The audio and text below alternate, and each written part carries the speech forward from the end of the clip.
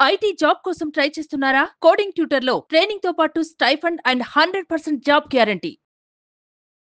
Hello Ram గారు. Hi Nagaraju.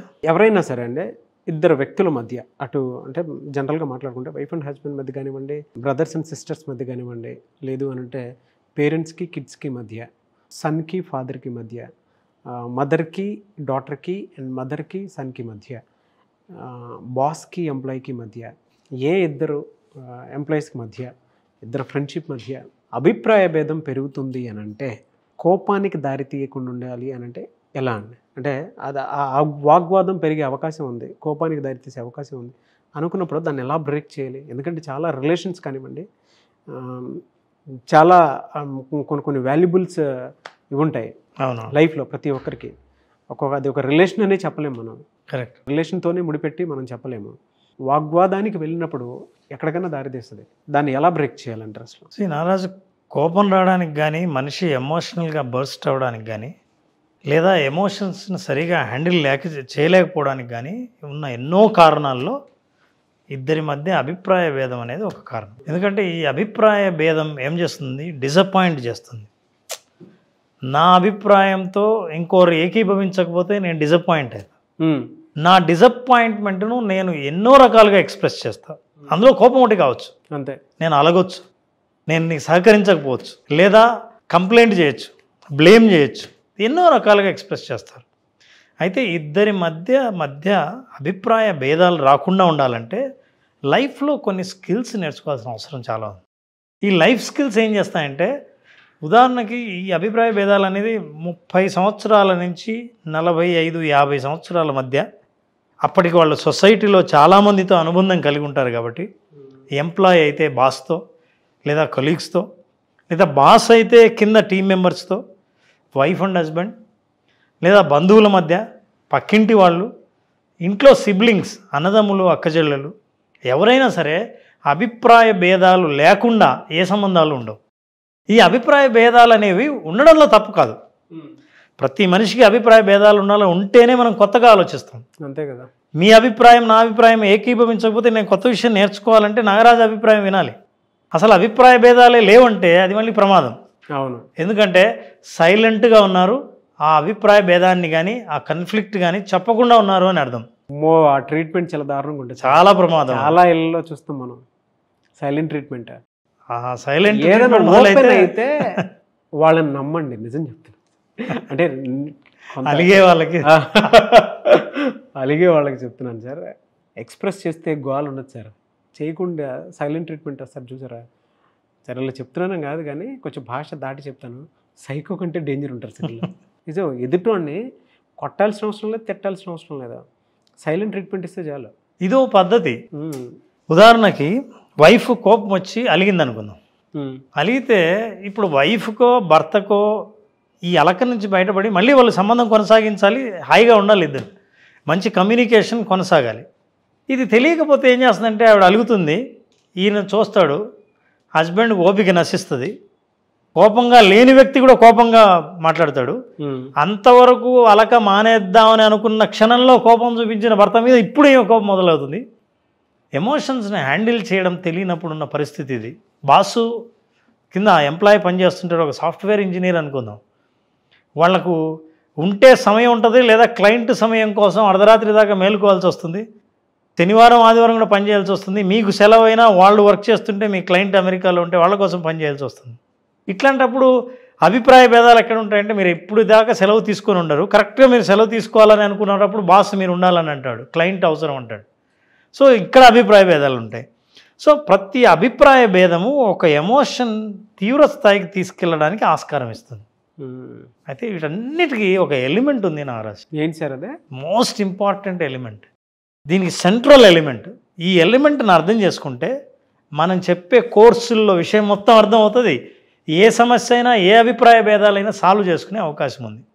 ఆ element ఏంటంటే అర్థం చేసుకోవడం. Basic understanding. అయితే అర్థం చేసుకోవడం అంటే చాలామందికి అర్థం తెలియదు. అర్థం చేసుకోవడం అంటే అందరూ మామూలుగా మాట్లాడే వాట అనుకుంటారు. రియాలిటీని గమనించడం కరెక్ట్. ఎదుటి వాళ్ళ వైపు నుంచి మనకిష్టం లేకపోయినా పెయిన్ఫుల్ అయినా సరే వాళ్ళు ఏం ఆలోచిస్తున్నారో ఆలోచించగలగడం అర్థం చేసుకోవడం అంటే. అయితే ఇంకా అయిపోలేదు, ఆలోచించిన తర్వాత యాక్సెప్ట్ చేయడం ఉందే టాస్క్ సార్ అది. దట్ ఈజ్ పెద్ద, that's biggest problem and big task project. టాస్కే. రియాలిటీ ఎంత అండర్స్టాండ్ చేసుకున్నా కూడా ఆ రియాలిటీని యాక్సెప్ట్ చేయడానికి టైం తీసుకుంటుంది. టాస్క్ సార్ అదే, పెద్ద టాస్క్, నో డౌట్. టాస్క్ అన్నావు కాబట్టి టాస్క్ని హ్యాండిల్ చేయడంలోనే స్కిల్ ఉంది. That is what is life skill we need to learn. Yes. ఈ లైఫ్ స్కిల్ని ఎలా అంటే 4 రకాలుగా మనం చూడొచ్చు. అంటే ఎవరికైనా ఈ ప్రాబ్లం, అభిప్రాయ భేదాలు ఏ సంబంధాల్లో అయినా ఉండి మీ ఎమోషన్స్ని మీరు కంట్రోల్ చేసుకోలేకుండా ఉన్నారంటే ఈ యాంగిల్లో ఆలోచించండి. యాక్చువల్గా మనిషి ఆలోచన విధానం 2 రకాలుగా ఉంటుంది. నెంబర్ 1, నన్ను నువ్వు అర్థం చేసుకోవాలి, నేను నిన్ను అర్థం చేసుకోను. నన్ను అర్థం చేసుకోవాలి, నిన్ను అర్థం చేసుకోను, అప్పుడే ప్రాబ్లం సాల్వ్ అవుతుందనేది జనరల్గా ఆలోచిస్తారు. అయితే ఎలా ఆలోచించవచ్చు, సొల్యూషన్ ఎలా మనం తీసుకురావచ్చు అనడానికి కొన్ని రకాల ఆలోచనలు మనం డిస్కస్ చేద్దాం. నెంబర్ 1, నన్ను నువ్వు అర్థం చేసుకోక్కర్లేదు, నేను నిన్ను అర్థం చేసుకోను, వెళ్ళు. ఇప్పుడు ఏమవుతుంది, అభిప్రాయ భేదాలను, ఈ అభిప్రాయ భేదాలని సాల్వ్ చేయడం కాకుండా అవాయిడ్ చేయడం అనే పద్ధతి వాళ్ళు పాటిస్తున్నారు. వీళ్ళే విడిపోతారు, శత్రువులు అవుతారు, గొడవ పడతారు. ఎందుకంటే నేను అర్థం చేసుకునే ప్రయత్నం చేయను, నువ్వు చేయక్కర్లేదు, నువ్వు చేయటానికి నేను ఏమాత్రం సహకరించను, నేను నిన్ను అర్థం చేసుకునే ప్రయత్నం చేయడానికి నీతో మాట్లాడను. ఇంకేముంది, సమస్యనే అవాయిడ్ చేయడం. అవాయిడ్ చేసిన సమస్య సాల్వ్ అవ్వదు, అది పెరిగి పెద్దదవుతూ ఉంటుంది, వడ్డీతో సహా తర్వాత తిరిగి ఇచ్చేస్తుంది. అవును. అలాంటి వాళ్ళు విడిపోవడమో, శత్రువులుగా కావడమో, లేకపోతే సమస్య లేదని అనుకుని భ్రమలో జీవించడమో ఉంటుంది. ఇక 2వ రకం, నన్ను అర్థం చేసుకోవాలి, నిన్ను మాత్రం నేను అర్థం చేసుకోను, నీ ఇష్టం, నేను బాస్, నాకు పవర్ ఉంది, నేను హస్బెండ్, నేను మగవాడిని, నేను ఇంటి పెద్దను, నేను తండ్రిని, నేను అర్థం చేసుకోను, నువ్వు నన్ను అర్థం చేసుకోవాలి. ఇలాంటి వాళ్ళది స్వార్థం. ఇక 3వది, నిన్ను అర్థం చేసుకుంటా, నువ్వు నన్ను అర్థం చేసుకోకపోయినా పర్లేదు, నేను నిన్ను అర్థం చేసుకుంటా, ఇది ప్రేమ. నేను మళ్ళీ తిరిగి నన్ను కూడా అర్థం చేసుకొని అనట్లా, నిన్ను అర్థం అంటే అకామిడేట్ చేస్తున్నా. అవతల వాళ్ళు బలహీనులు, నన్ను అర్థం చేసుకునే శక్తి లేదు, పర్వాలేదు, అయినా సరే నేను అనుకూలంగా ప్రవర్తిస్తా అని అనుకున్నప్పుడు అది ప్రేమ. నన్ను అర్థం చేసుకో, నేను నిన్ను అర్థం చేసుకుంటా, మన ఇద్దరం ఒకరినొకరు అర్థం చేసుకుందాం. నా టేస్ట్లు నీకు ఇష్టం లేదు, అయినా నా టేస్ట్లను నువ్వు సమర్థించకపోయినా పర్వాలేదు, వ్యతిరేకించకు. నీ టేస్ట్లు నాకు కొన్ని నచ్చవు, నువ్వు చేసే పనులు నాకు కోపం వస్తుంది, కానీ కోపం తెచ్చుకోకుండా నేను శాంతంగా ఉండడానికి ప్రయత్నిస్తా. సో ఇద్దరం కలిసి ఒకరినొకరు అర్థం చేసుకుందాం అన్నది కలిసి జీవించే తత్వం.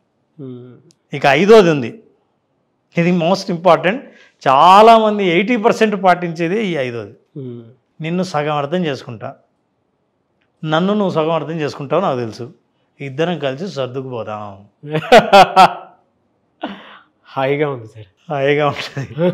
సగం అర్థం చేసుకుందాం అంటే ఏంటంటే గొడవలు జరుగుతుంటాయి, కన్ఫ్లిక్ట్స్ ఉంటాయి, కోపాలు వస్తుంటాయి, అలకలు ఉంటాయి, అన్నీ ఉంటాయి. మళ్ళీ ఏదో ఒక 2-3 రోజులు మళ్ళీ సర్దుకొని వెళ్తారు. కానీ ఇట్లా సర్దుకుపోయిన ప్రతిసారి పాతది ఎప్పుడో ఒకసారి తోలుతూ ఉంటారు. అవి తోడకుంటే అదే ఆయుధాలు.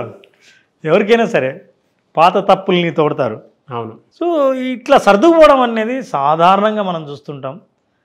ఏ క్లాస్ ఫ్యామిలీ అయినా సరే, ఏ సంబంధం అయినా సరే, ఇద్దరిని ఒకరినొకరు సగం అర్థం చేసుకోవడం, పూర్తి అర్థం చేసుకోవడం అంటే చాలా కష్టం, టాస్క్.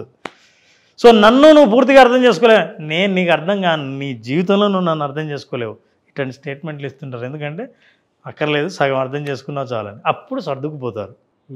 సర్దుకుపోయేది 5వ మనస్తత్వం. ఈ 5 మనస్తత్వాలు మనం అనుకున్నది ఏంటంటే, 1 అవాయిడ్ చేయడం, 2వది స్వార్థం, 3వది ప్రేమ, 4వది కలిసి జీవిద్దాం, 5వది సర్దుకుపోదాం. అంటే ఎమోషన్స్ని మీరు కనుక హ్యాండిల్ చేయడం తెలిస్తే లైఫ్లో ఏ ఏజ్ గ్రూప్ అయినా సరే, ఈ 5 వాటిల్లో ఏదైనా కరెక్ట్ కావచ్చు. కొన్ని సందర్భాల్లో అవాయిడ్ చేయడమే కరెక్ట్ కావచ్చు, అన్నీ కాదు, లైఫ్ అంతా కాదు. ఒక సమస్యను అవాయిడ్ చేయడమే బెటర్. ఇది నాకు ఇష్టం లేదు, నీకు ఇష్టం లేదు, బెటర్ మన ఇద్దరం దాన్ని మాట్లాడకుండా ఉంటే సరిపోదు, సమస్య పరిష్కరించకుంటే అదే అవాయిడ్ చేయడమే మంచిది. ఈ 5 మంచి పద్ధతులే.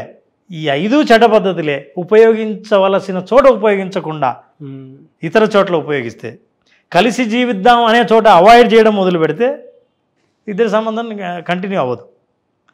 సో ఈ లైఫ్ స్కిల్స్ అన్నిటినీ మనం ఈ యాంగర్ మేనేజ్మెంట్ అనే దాంట్లో ఇంత దాకా ఏ సంబంధం వెళ్లకుండా, ఇంత దాకా ఏ కన్ఫ్లిక్టు, ఏ పొరపొచ్చాలు, ఏ మిస్అండర్స్టాండింగ్స్ అంత దాకా దారి తీయకుండా ఉండాలంటే హ్యూమన్ ఎమోషన్స్ని ఎలా అర్థం చేసుకోవాలి, ఇద్దరి మధ్య జరిగే అభిప్రాయ భేదాలని ఎలా సాల్వ్ చేసుకోవాలి అన్న ఎన్నో మోడల్స్లో ఇది ఒక మోడల్. మోడల్ బాగుంది సార్. ఇక ప్రయోగించడమే ఆలస్యం. అంతే. సో March 15 ప్రయోగిస్తారు. Yes. Thank you sir, and I wish you all the best Ram sir. Thank you very much.